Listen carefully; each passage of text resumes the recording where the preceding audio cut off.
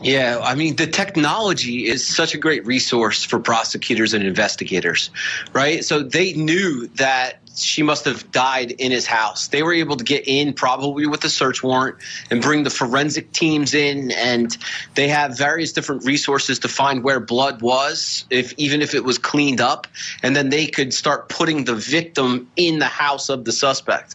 But with the technology, there's also these cameras everywhere. There's cameras on doorbells. There's cameras on street lights. There's cameras. There's text messages. There's emails. There's surveillance. There's all kinds of things where you could really start putting the pieces together for a circumstantial case. Because if they don't have the body, yes, it can be proven, but they really have to get into the history. And when you have situations like the defendant is giving a false name to go to her salon and meet up with her, I would imagine that there's probably other things. And when I was a prosecutor in the homicide unit, we had a saying, today's domestic violence is tomorrow's homicide. I'd also imagine there's probably a history of abuse.